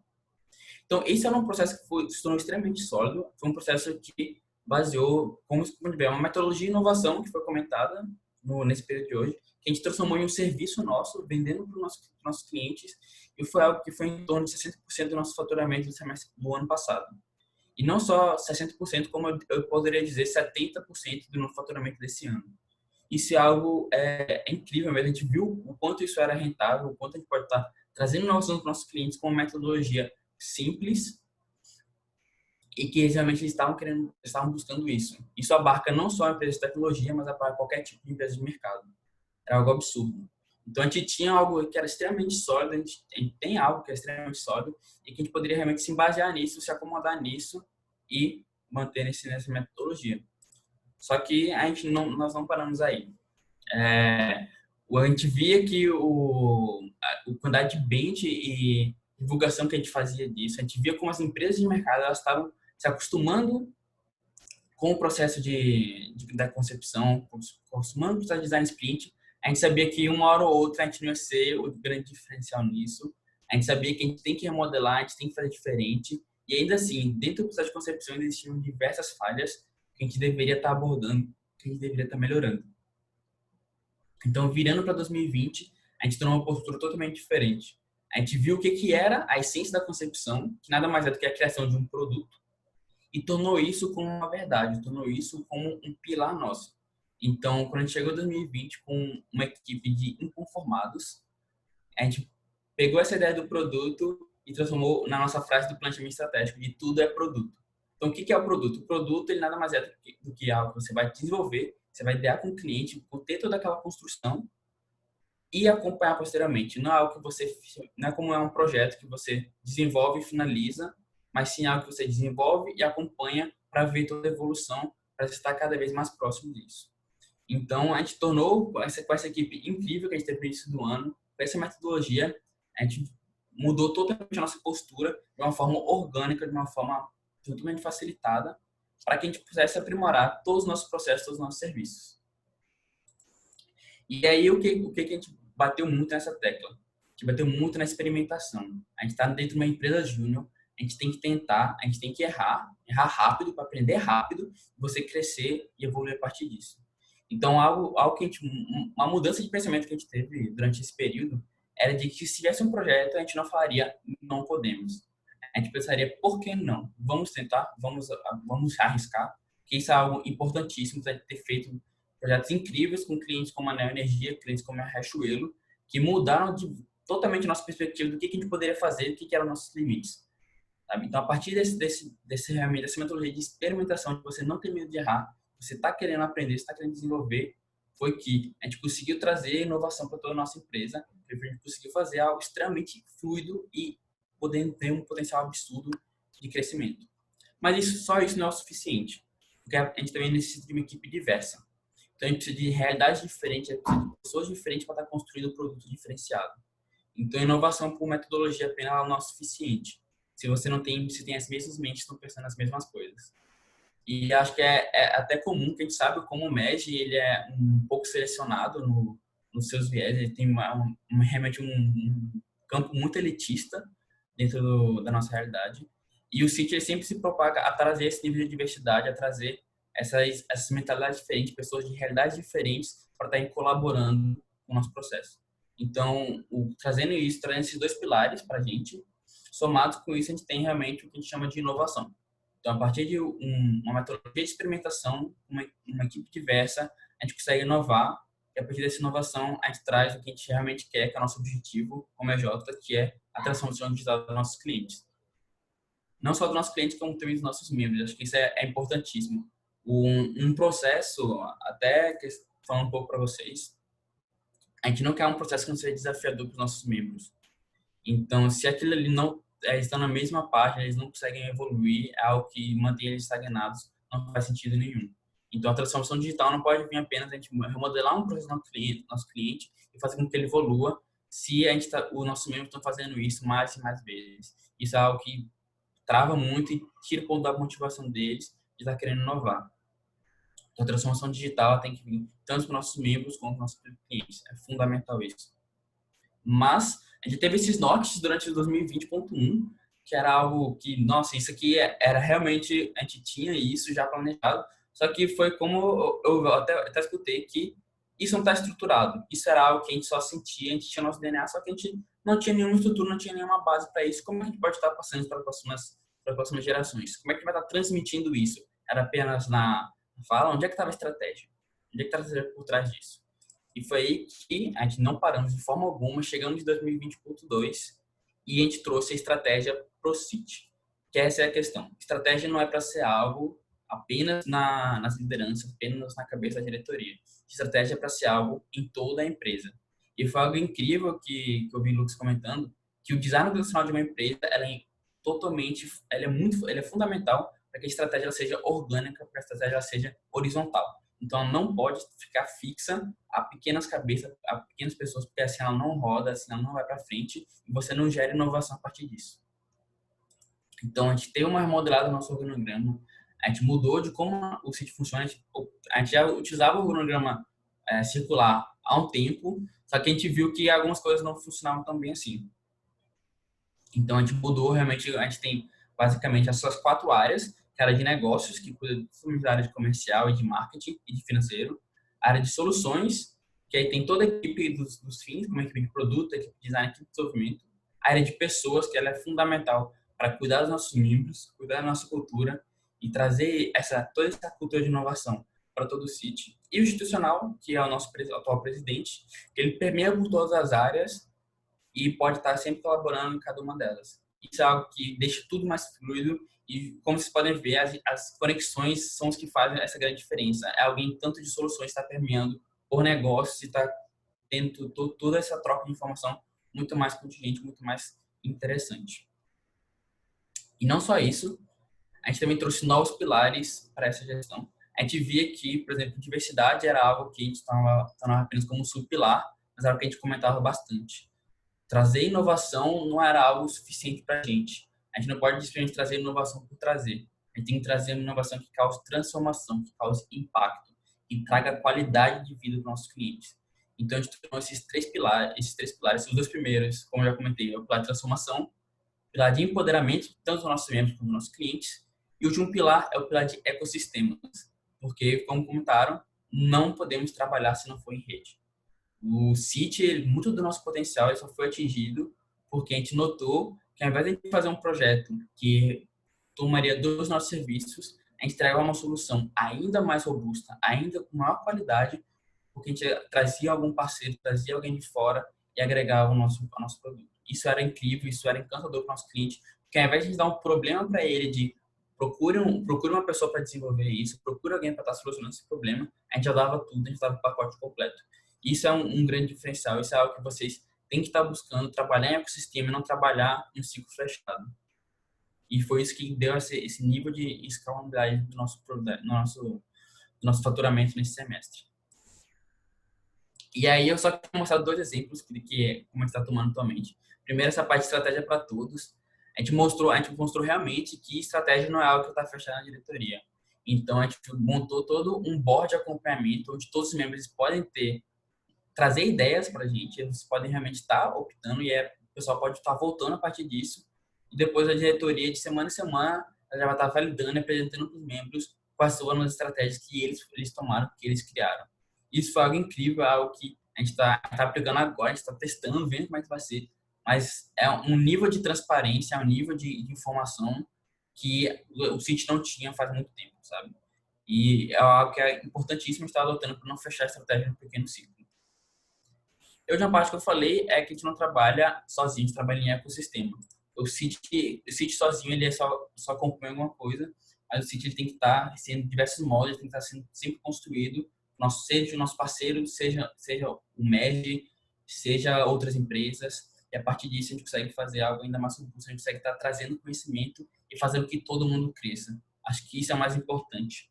Porque, dando até um retrospecto para vocês, muitos dos nossos clientes que vieram para a gente foi a questão do nosso ecossistema.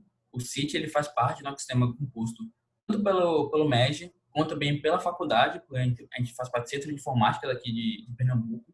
É um centro incrível, é um centro que nos ajuda bastante.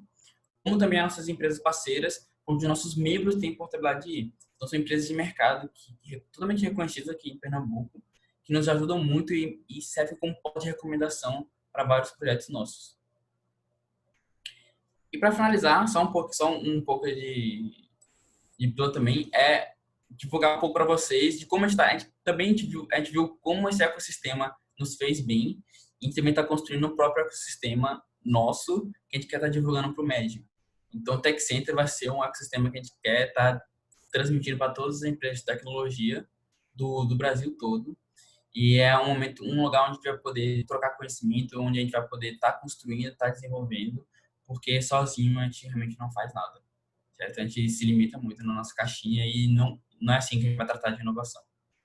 Então, agradeço, muito obrigado, e dou a fala à pessoa da Comunica e depois a gente troca uma ideia. Obrigada, Pedro. Alguém tem alguma pergunta assim para fazer para o Pedro agora? Senão a gente pode passar para as gurias da Comunica.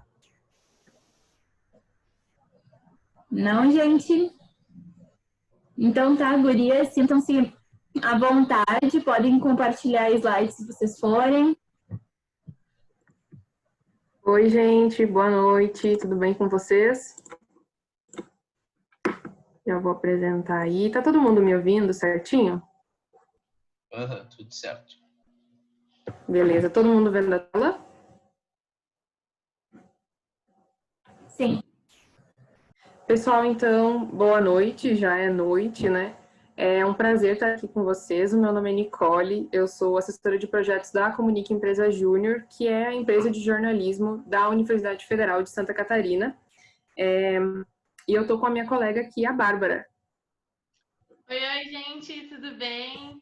Eu sou a Bárbara, atualmente também sou assessora de projetos da Comunica. Hoje a gente veio falar um pouquinho como que a gente estruturou o nosso setor de inovação, que lá na Comunica é chamado de laboratório. Daqui a pouco a gente vai explicar um pouquinho mais disso, mas a gente vai dar um panorama geral da nossa metodologia, como que a gente fez isso rodar na nossa EJ. Bom, primeiramente o setor da Comunica de inovação, como eu falei, é em squad. Então, tem 5 pessoas das 13 membros da Comunica que trabalham nesse setor de inovação, e a gente apelidou ele de Laboratório Comunica. Gente, por que um laboratório, né? Um laboratório de inovação? Porque um laboratório é um local de testagem, então você está lá dentro para testar coisas novas. Se você está testando algo novo, é porque existe uma necessidade de algo novo dentro do mercado ou em qualquer setor. Então, por isso, um laboratório. Porque a Comunica passava por um momento bem complicado de necessidade, tá? A gente iniciou o Lab no início de maio. A gente chama de Lab só porque é um apelido fofinho mesmo. A gente iniciou o Lab no início de maio, por quê? Porque a Comunica passava por uma situação extremamente complicada. A Comunica tem no mercado mais de 10 anos já, e a nossa carta de serviços era praticamente a mesma do que 10 anos atrás, um absurdo. Então, muitos serviços a gente já não vendia mais, a gente sempre foi uma EJ pequena, então, para vocês terem uma noção, hoje a gente ainda é Cluster 2, e além disso, a gente tinha se deparado com uma pandemia mundial, então membros em home office, a gente tinha poucos membros, na época a gente tinha 6 membros, e a gente tinha um processo seletivo e trainee rolando, então já entrariam muito mais pessoas e já não tinha mais projetos para executar, então onde que está a vivência empresarial em tudo isso? Então a gente estava num momento total caótico e a Bárbara vai falar um pouquinho com vocês aí da situação em números. Então, galera, como vocês podem ver aí no print, em números, né, em relação às nossas metas, a situação também era bem complicada. Então, o laboratório começou em maio, em março e abril a gente estava zerado, a gente não tinha vendido nada. Janeiro e fevereiro tinha ficado bem aquém do esperado, do escalonado, né? Lembrando que aí, desse print ainda era antes da revisão das metas da Brasil Júnior, mesmo assim estava muito difícil, e esse cenário meio complicado já estava interferindo na EJ. Então, além de estar se adaptando ao home office, como a Nicole falou, a galera estava entrando ainda na EJ, então precisava ter projeto para executar. Esse cenário já estava afetando a qualidade do nosso trabalho. Então, a gente já estava ficando abalado com essa situação. E foi então que a gente resolveu mudar e a gente buscou soluções para isso através da inovação. A gente pensou muito sobre como inovar, a gente teve muitas pílulas trazidas através da FEGESC, que é a nossa federação, e aí então a gente pensou, beleza, vamos inovar, uma empresa como a nossa, Cluster 2, que atualmente tinha 6 membros e 3 deles já tinham sido efetivados, tipo, 6 meses antes, então todo mundo era muito novato, a EJ totalmente estável, como que a gente vai inovar, como que a gente vai fazer isso? Vamos criar então um laboratório para testar. Criado, beleza. O que a gente precisa agora? A gente começou a pesquisar muito, estudar muito sobre inovação e a gente encontrou esse mar de informações que vocês viram agora durante todo o case. E a gente encontrou tudo isso, se deparou com muitas opções, mas a gente não tinha a gente não conhecia nenhuma EJ que fosse numa situação como a nossa, que tivesse um laboratório de inovação, que tivesse um setor de inovação propriamente implementado. A gente via muitas empresas grandes que tinham, e a gente acabou até ficando meio perdido.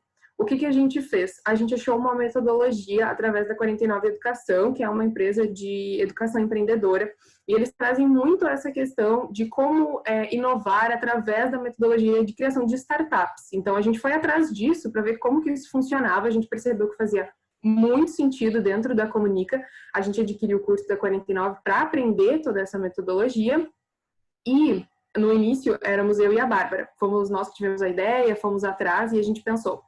Uma EJ com 6 membros, o restante era trainee. Como que a gente vai se organizar para conseguir pegar toda essa informação sem sobrecarregar ninguém? Porque a gente ainda, mesmo com poucos projetos, a gente estava passando por uma reestruturação interna bem grande. Então, como que a gente vai fazer isso? Então, a gente criou um time de pessoas que estavam totalmente focadas e preparadas para receber todo esse conhecimento, que é o nosso Dream Team. Bom, e ao longo desse trajeto todo, a gente aprendeu muitas coisas na prática, como a Nicole falou, a gente realmente, a partir do momento que a gente falou, vamos criar um laboratório, a gente teve que aprender como faria isso, o que era um laboratório, então a gente desconstruiu muita coisa que a gente já imaginava, que a gente imaginava anteriormente que fosse um laboratório, ou coisas relacionadas à inovação, e a gente teve coisas que deram muito certo, que a gente vai passar para vocês como coisas que podem ser aplicáveis e coisas que a gente aprendeu e teve que refazer, revisar. Então, algumas dicas aí, algumas coisas que a gente queria trazer para vocês. Uma delas, e acho que foi a principal, foi justamente essa mudança de mindset. Então, a gente aprendeu que não existe ideia genial para um laboratório ou para inovação. Então, inovar não parte de uma ideia genial, parte realmente de um problema. Você precisa achar um problema do mercado para desenvolver uma solução que solucione esse problema, que seja que você possa vender, que as pessoas tenham interesse mesmo nesse período tão complicado que a gente está vivendo. Então, realmente, a gente colocou ali no cantinho do slide, é o Problem Solution Fit. Ou seja, encontrar uma dor de mercado, que as pessoas paguem para isso, que seja realmente uma dor latente, e solucionar ela, buscar alguma solução que você pode vender através da sua EJ. Então, a partir disso, a gente criou um MVP, ou seja, investiu pouca energia, investiu o básico para testar essa ideia, prototipou essa solução que a gente descobriu e vendeu ela nesse momento, mesmo em pandemia, a gente conseguiu vender ela. O nosso MVP teve 5 semanas, então a gente ainda está evoluindo ele, mas a gente conseguiu realmente comprovar que existia uma dor de mercado, e mesmo durante esse momento tão caótico, as pessoas estavam comprando. Essa dor foi uma coisa muito positiva para a gente entender isso através dessa mudança de mindset. E a gente precisou também levar todo esse conhecimento do curso que a gente estava fazendo, da metodologia, para toda a EJ. Então, gente, como a Babi falou, é muito uma questão de mindset. Durante todo o curso a gente falou muito disso entre nós membros, com os outros, o pessoal que estava fazendo o curso junto com a gente. E realmente é uma mudança que partiu da gente querer inovar e realmente transcendeu para toda a EJ. A gente era um squad, a gente ainda é um squad de 5 pessoas, mas a gente consegue ter uma questão que é muito importante, que é uma dica que a gente tem que dar para quem quer iniciar, né, um laboratório de inovação, é a transparência com a EJ. No nosso caso, como eu falei, os membros estão sempre à beira da sobrecarga, então a gente teve que se unir e utilizar aquela nossa energia para fazer inovação e resumir tudo isso para todas as pessoas, para que todo mundo conseguisse evoluir junto com a gente. Então, esse foi um dos nossos maiores desafios, que foi a parte da transparência, e deu muito certo e é muito necessário. E a nossa última dica que a gente traz aí nessa parte é realmente para vocês, para a EJ de vocês, ser beta para sempre. Então, está sempre evoluindo processos. Como a gente já falou, não precisa não partir de uma ideia genial, não precisa ser uma coisa completamente disruptiva, mas realmente está sempre nesse processo de evolução contínua, nos processos, nos produtos, nas coisas, da forma como vocês trabalham mesmo. Então, essa é a nossa última dica. E agora, a gente fica bastante feliz em mostrar a situação depois do laboratório. Então, claro, aliada a outras mudanças que aconteceram na EJ, como a Nicole falou, a gente passou por um momento de estruturação bastante grande agora, nesses últimos meses, mas o laboratório contribuiu e muito com essa situação que vocês estão vendo, agora com os dados atualizados depois da revisão da Brasil Júnior. Nesses 2 meses, de junho e julho, a gente vendeu 5 vezes o que a gente tinha vendido anteriormente. Então, dá para a gente ver na prática, através de dados, que realmente inovação dá certo, mudança de mindset dá certo, mas realmente você precisa ter um time muito preparado e uma metodologia para te guiar nesse processo. Muito bacana, eu queria complementar uma questão que o pessoal falou durante o case, que era sobre a questão da criatividade, sobre, eu preciso ser criativo e muito disruptivo para ter uma ideia totalmente fora da caixa. Não é totalmente verdade. O que você basicamente precisa conhecer é o seu mercado e o seu cliente para entender o que ele quer, o que o seu cliente quer. Dentro do curso da 49, eles usam uma analogia bem interessante, que você precisa criar uma banana para o seu macaco é o seu cliente. Então, o que ele quer de ti? A gente, no caso, trabalha na área de marketing digital e comunicação. O que as empresas querem hoje do marketing digital? Então, foi nisso que a gente pensou para desenvolver os nossos produtos novos. Como eu falei para vocês, a gente é uma empresa pequena, então a gente ainda está desenvolvendo o nosso MVP, está testando no mercado, está dando super certo, tem uma resposta muito legal. E eu estou deixando aqui para vocês, eu e a Bárbara estamos deixando esse QR Code, tá? Vocês podem apontar a câmera ali, vai levar vocês até uma landing page, para vocês terem uma noção do que a gente tem feito. Dentro da 49 tem muito, dentro da nossa metodologia, tem muita questão de você mudar a maneira como você encara os processos, não só a questão de criação de novos produtos, mas, por exemplo, como você vai adquirir clientes. Então, a gente deixou esse exemplo prático aqui de uma das coisas que a gente desenvolveu no laboratório, que são materiais próprios para vocês utilizarem na empresa de vocês, na parte do marketing mesmo. É bem bacana, eu acho que vocês vão curtir bastante. E se vocês tiverem dúvidas maiores, se vocês quiserem saber como esse é um momento um pouco mais rápido, vocês podem bater um papo comigo e com a Bárbara através do e-mail ou através do LinkedIn, o WhatsApp, a gente está sempre disponível. Obrigada pela atenção, galera. E qualquer dúvida, chamem a gente, não tenham medo. Obrigada, gurias. Adoramos o momento. E tem alguma dúvida agora, assim, para a Bárbara e para a Nicole? Se não, como elas disseram, elas estão completamente disponíveis para responder qualquer dúvida depois. Se ninguém tiver alguma dúvida, acho que eu posso abrir uma. Na verdade, seria para o Pedro. Primeiro, muito obrigado também de novo tanto ao Pedro quanto a Nicole quanto a Bárbara por estarem presentes aí com a gente. E a minha dúvida para o Pedro é sobre aquilo que tu passou, aquele frame que tu passou lá no começo do processo de vocês, onde tinha pesquisa, tinha concepção ali. Agora não lembro se era concepção, não estava escrito com a lâmpadazinha ali. Mas o que eu fico um pouco em dúvida, assim, é como é que vocês vão dessa etapa da pesquisa para essa ideia da concepção, para depois, sim, partir para um protótipo? Tipo, como é que funciona na EJ de vocês esse processo da parte de geração de ideias mesmo, né? Perfeito. Justamente, é a ideação, tá ligado? É a lâmpadazinha, a processo de ideação. Então, como a gente trata muito daqui de imersão em pesquisa como algo conjunto. Então, é um momento que a partir daí a gente tem toda a ideia do que é o problema do cliente e o que vai ser a possível solução para ele. Muitas vezes a gente tem uma noção do que pode ser, muito do que ele gostaria, sabe? Seja um sistema, seja um aplicativo, seja alguma outra plataforma, dependendo do que ele for. Mas já tendo essa ideia, a gente consegue fechar realmente o que seria o escopo da ideia, sabe? O que seria o escopo da solução. Então, tendo o escopo dessa solução, a parte de ação, aí realmente brainstorming, sabe? Então, é ver quais seriam as possibilidades, cada uma das funcionalidades, digamos assim, do sistema. A gente pensar muito do que o mercado utiliza, de como a gente já utilizou em outras soluções aqui, e como a gente pode estar construindo, juntando esses quebra-cabeças, montando algo que seja ideal para o cliente.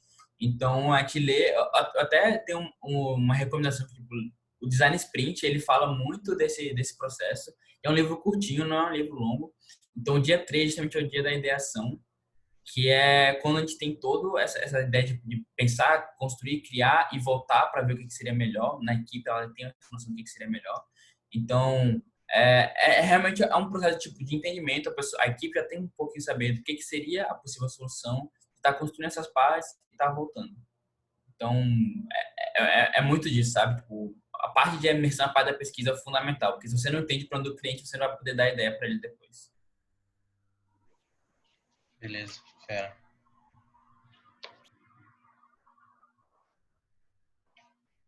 Aí não sei se o pessoal tem... Eu ia comentar só, também coloquei ali no chat o link da satisfação, então se todo mundo puder responder, a gente agradece bastante.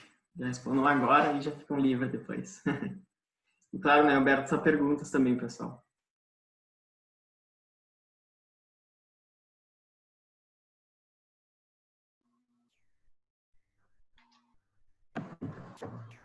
Gente, se vocês não têm mais pergunta, a gente agradece o Pedro, a Nicole, a Bárbara e todos vocês que estiveram presentes aqui.